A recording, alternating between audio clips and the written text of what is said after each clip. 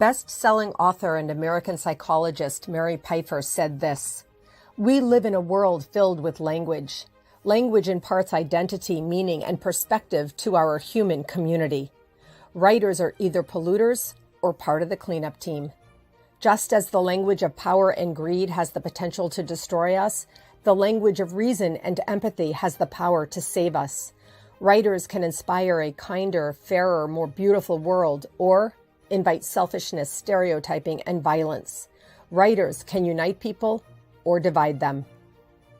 In this book show podcast, host, confidence coach Susan Axelrod asks women authors a simple question: which kind of writer are you? She invites each guest to step into the confidence zone to proclaim how her book can inspire. If you are seeking inspiration to create your legacy, take out your pen and pad. Your book, My Time, starts now.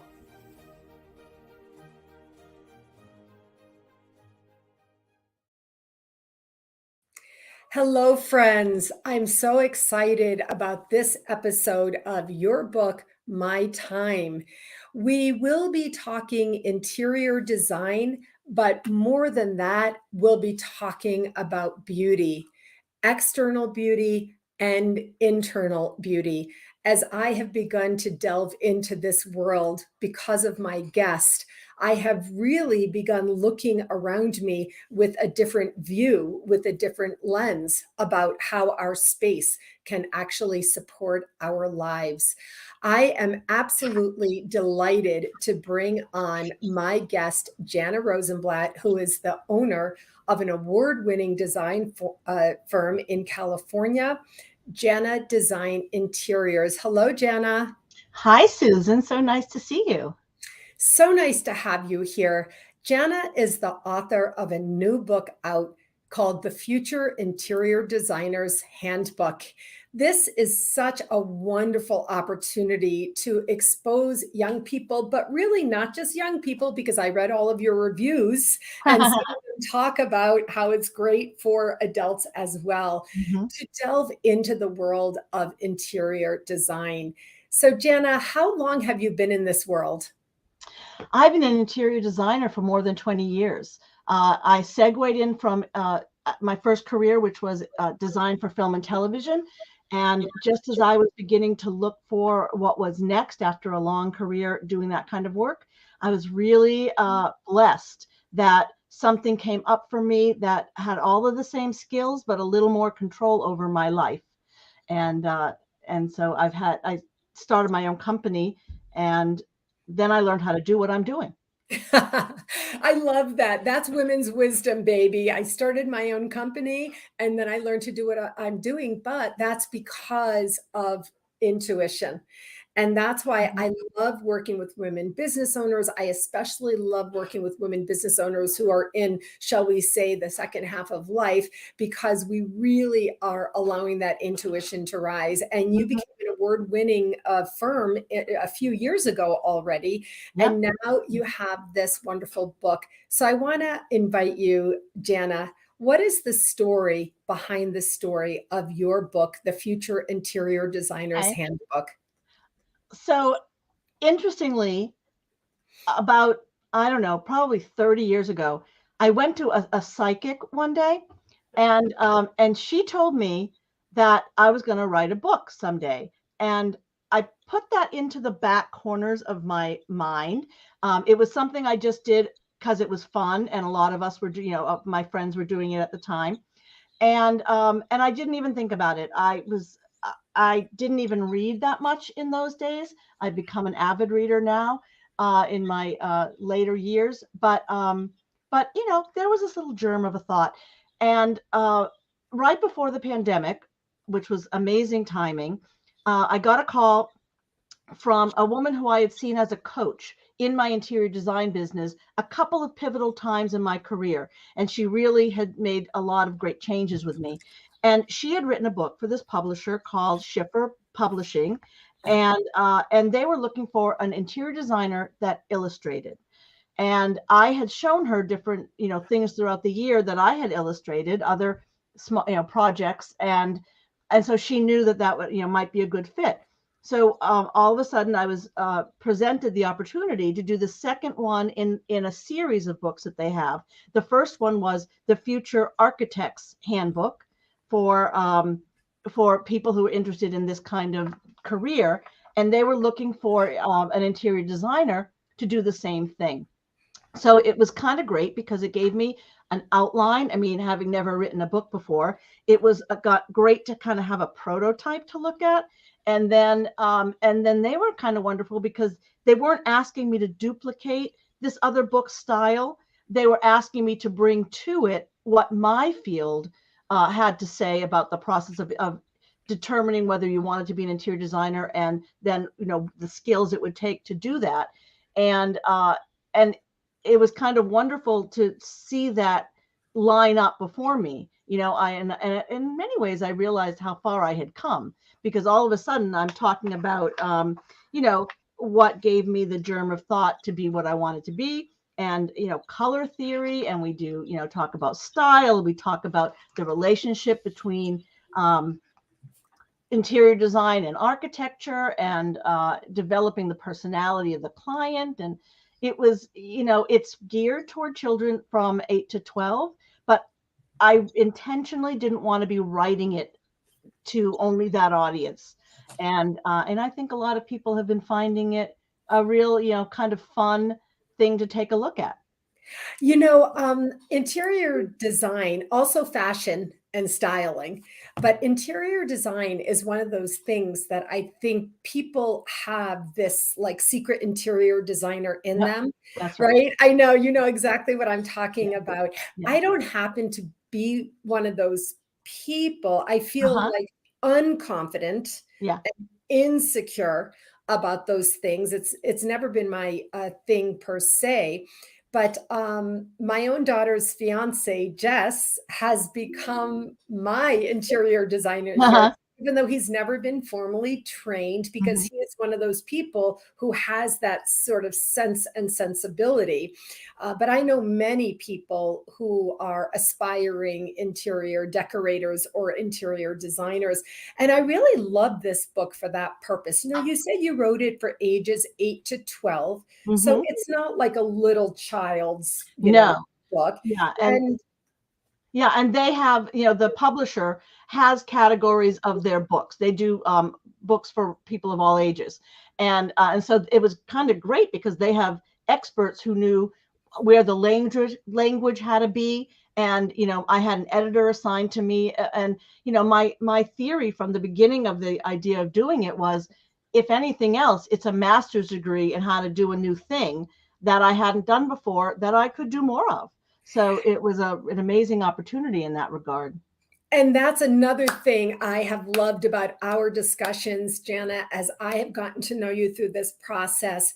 I have loved your impetus, your agency, your excitement, your enthusiasm for growing yourself, doing new things exactly like you just described. Just for your information, other people would have been too afraid to do that. Well, yeah, that didn't occur to me. Yeah, which is I'm realizing I've just learned so much about myself through this process.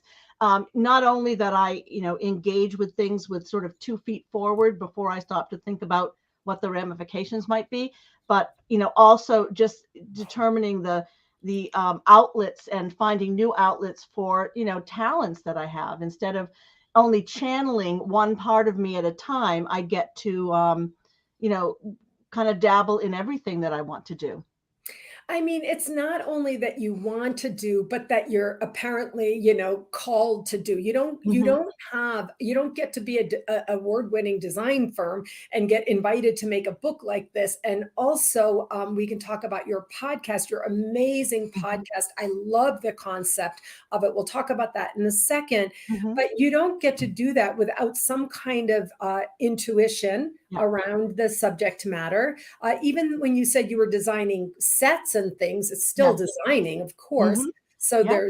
there's flair, but underlying this is so much of my work, which is permission and self permission for you to rise as Mhm. both a human and also as a person in business and business owner. I wanted to really just hit for a second on the idea that you talked about. I keep looking down because I take notes and I'm writing my notes. You mentioned color theory, Yeah. style, and style. And then you also talked about the developing personality of the client. Right. These are some of the threads that are built into the book. Right. And so I wanted to give you a few minutes to talk about these threads, these principles built into your book. Well, interestingly, I've always been really glad that my educational process was not directly for what I'm doing now, but it led me to where I am now. What I mean by that is when I was in school to be a designer for film, television, and stage, I was learning how to identify a lot of different people's needs, the director, the producer, and the material, as well as developing characters. And it has allowed me to have an interior design business that looks at the person that I'm working with, the client, and bring out their character and develop, the people always ask you when you're an interior designer, what's your look, what's your style? Well, my look and style is your look and style. And I don't want it to look like my house. I don't want everything I do to look like I've done it before. I want it to look like, what it takes to make my clients' dreams come true. And so that background has informed what I'm doing now. All I had to do was, in the transition really was learn that walls are thicker than 2 inches. For sets, they're just flats. But once I understood, the differences, and I've always had a passion, for architecture and seeing it, observing it, and feeling what it feels like to be in different architectural spaces. So bringing kind of all of that background and my fine art background together into this book, it's, I didn't even realize while I was going through it what is an amazing thing it is that I did. I'm sort of still like, whoa, what? So it's an amazing thing. It's like, it's a book and it's right there. I mean, I am the confidence coach and I love everything about calling out. I didn't even realize what an amazing thing I did. In part, it's because you're also an illustrator and you have these adorable illustrations. And you did talk about the working with your clients. I wrote down, my look and style is your look and style, because it's a little bit bespoke, I think the word is, or custom. You are like gleaning in your intuitive process with a new client what's coming up for them, what it is that will support, I guess I might say, really support them as humans, their lives, the lives they lead in the space that you're designing. Is that how you say it? Yeah, I think that's a great, reflection back of how I see what I'm doing. And it's just, while you're talking, I realized the other thing that was really great about my education in a theatrical realm was that the programs teach you how to draw. There are computers now that do all of these things. And I'm hoping that the programs that people are going through now don't completely erase all the education I got, because when I was in theater design school, I learned to draw, and drawing was our communication. And, I always had some talent, but I learned how to use it as a communication tool. And that is what I now have to rely on as an illustrator. I had never really drawn for art's sake, but I had learned to draw as a communication tool, and it serves me well. It serves me well as a designer, but it also, means I have another marketable skill. Who knew? Yeah, absolutely. I love drawing as a communication skill. I actually have a client right now who draws what she calls them pictograms. And it's amazing, Jana, because she's doing what you're doing, the illustrations. She's illustrating health processes. So if you have diabetes, there's things that you need to do to take care of yourself. She has designed, she has hundreds of these pictograms for health related concerns. And so I can't think of anything more important than drawing as a communications tool. Mhm. And I also hope that we don't lose that in that. I know.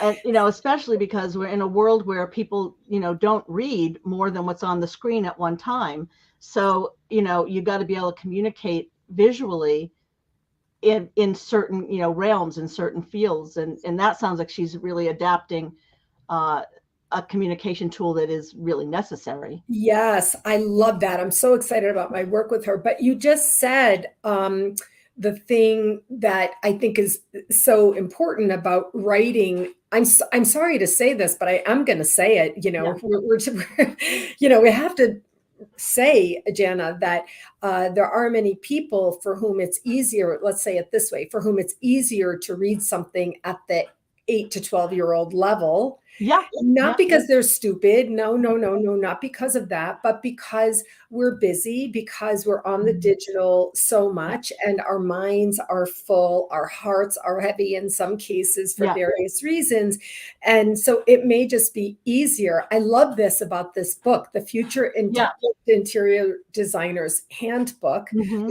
I love that we would be speaking out to anybody, not to see it as a children's book, but that it might be a useful tool to use for developing your own interest. Yeah, it actually, it's very interesting in that regard because, I grew up dyslexic, so reading was a challenge for me. I'm still dyslexic, but I've learned how to rise above it greatly. So it never occurred to me that I would be a person that would put words together and articulate a book. But I've married a writer, and his philosophy always was, and whether he's editing a letter I wrote or a proposal or anything, is less is more. So he taught me how to cut out all the extra words, which was really useful. Even though I think I first sent my editor, the first draft was like 80 written pages, and we have to come down to 48 pages with the illustrations, right? So but it did. I mean, believe me, it could have been worse if I didn't use that philosophy. But then and then she was able to make sure that the words were identifiable, for a broad range of people. But it's not like it's baby talk. It's it's just plain old language. It's just straightforward, and as a tool, that's a great learning tool in terms of my writing. I mean, as you know, the second question that I ask every author is, why is your book worth my time? My book show podcast is Your Book, My Time. And we're really having this part of the conversation is so important. I have a client who is an interior designer on the side. She has a really great day job in something like tech or finance, or I can't really remember because that's not my work with her, but she has some kind of big day job. But in her heart, she's an interior designer. And I've been working with her on her business development and really moving from it being it's kind of unrequited love hobby. I totally understand. Yeah, I know you understand that. And it's now I just realized, Jana, I think if I'm not mistaken, I don't want to talk about our ages, but she's you said you started 20 years ago. I think that's the space that she's in. And so working with her also, in addition to knowing about you, being on your beautiful website, listening to your podcasts, which I want to talk about for sure. And also I did just move into my own space in the last year. And so I've been forced to be in that space. Transition. The transition, but also, Jana, it's not just the transition, it's seeing through this lens. What your book does, it helps you with the color theory, like to get more confident, to get more brave, to have more impetus, to put on this lens. That's what I call it, to see the space around you with in beauty and supporting. You said what it takes to make my clients' dreams come true. For the space that they live in. So I'm seeing that she gifted me a consult. Oh, great. yeah, for one of my rooms. And I'm like, oh, my room is so small, this and that. But between our discussions over this time and your book and your website and hers, I'm really seeing things in a field of color. Now, I want to invite you to share about your podcast. It's crazy. I love it. Mhm. So I just want to go back for one moment and say, even though you really answered your own question about your book, my book, Your Time, Yeah.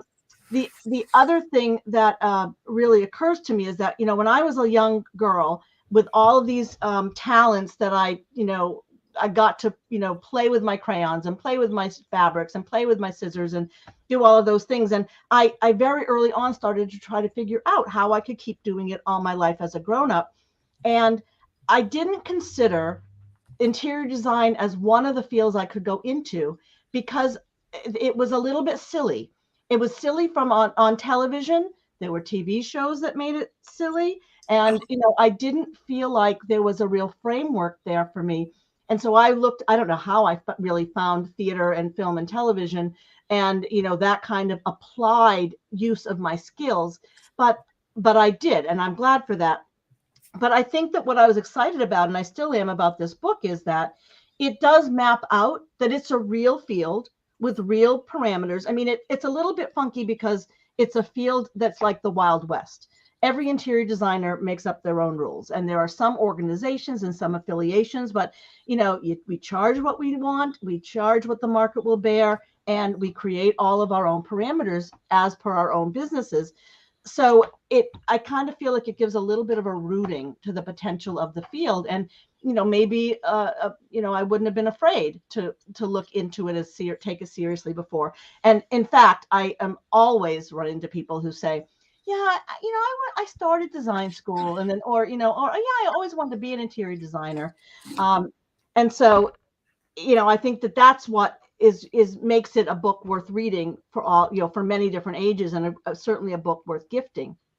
So now my podcast. Wait, Yeah. I have to say that was, in my parlance, ridiculous. That when something rises to like amazingness, I say that's ridiculous because wow, I'm in the world of legacy. My website is called What Will Your Legacy Be? Yeah.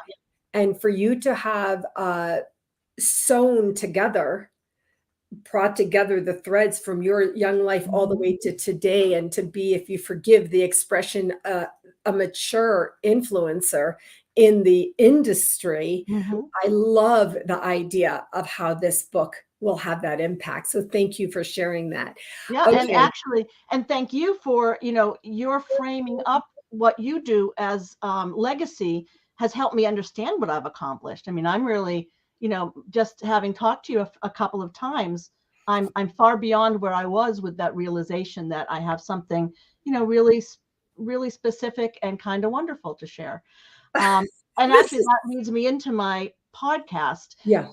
I've been doing a 52 episode podcast called From Disaster to Dream Home. The reason that it's a 52 episode framework is because there are 52 weeks in a year, and you can build a new home from the ground up in the course of a year. I did it for many years with developers who were looking to sell their homes after we designed them and built them. And then I started to, I live in Southern California. A lot of things happen.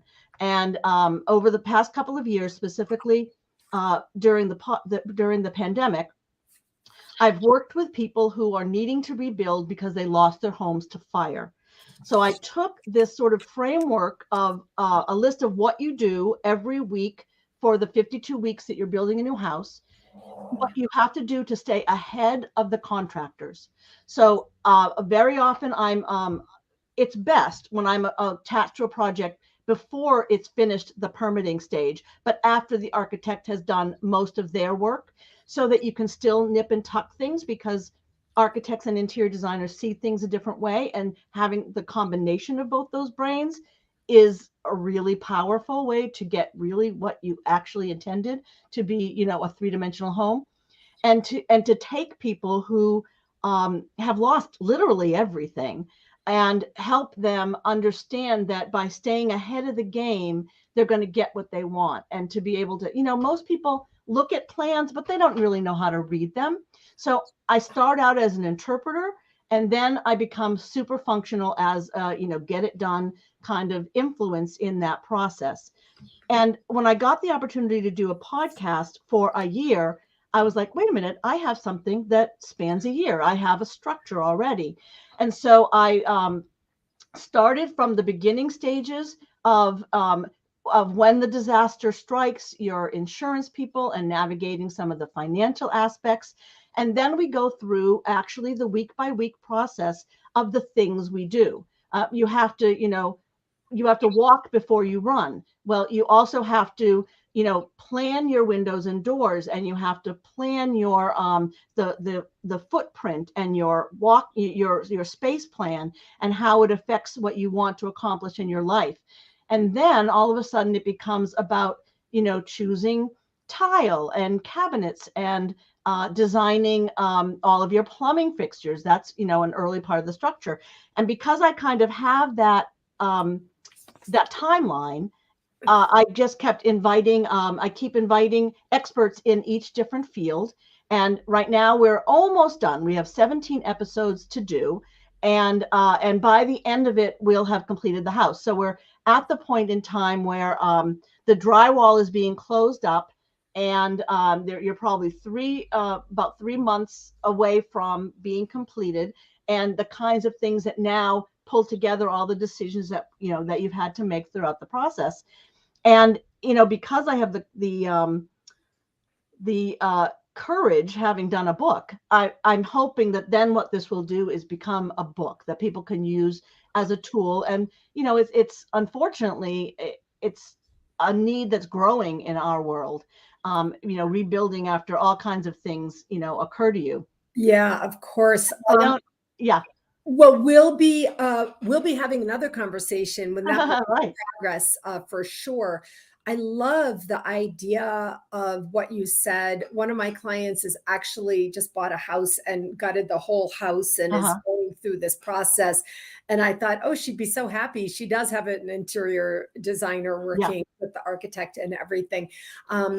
But I love also how much exposure there is. I love bringing in the professionals. I love everything about that. Let me ask, we just have a few more minutes. Where can people find you, and what is it that you really want people to do if they buy this book? I hope they'll buy this book. It's so great for yourself and a second a copy to give. What do you want people to do as a result of reading this book?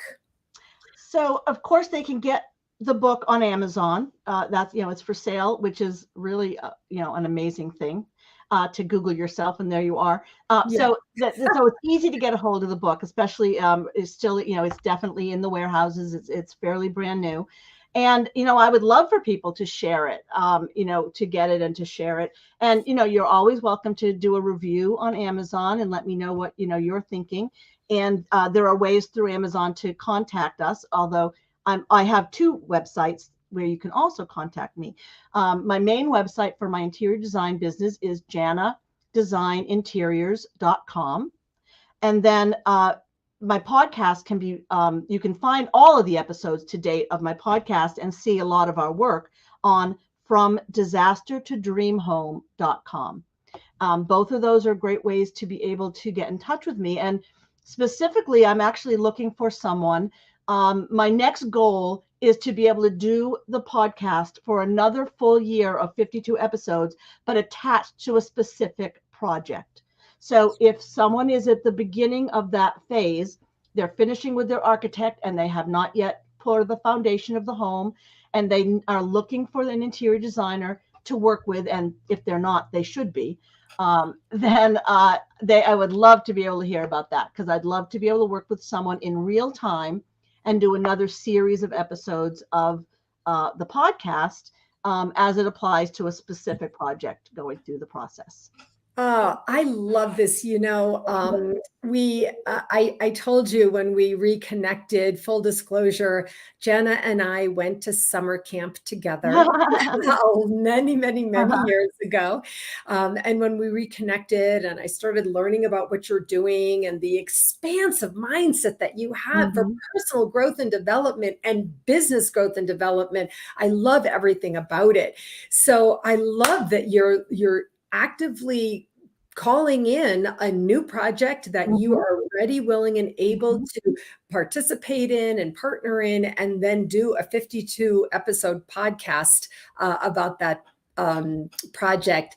So I want to say thank you. I put the right in the comments as you were talking, the name of the book and the name of your business and the name of your podcast. I want to say thank you so much for joining me today. It's been a delight and a pleasure.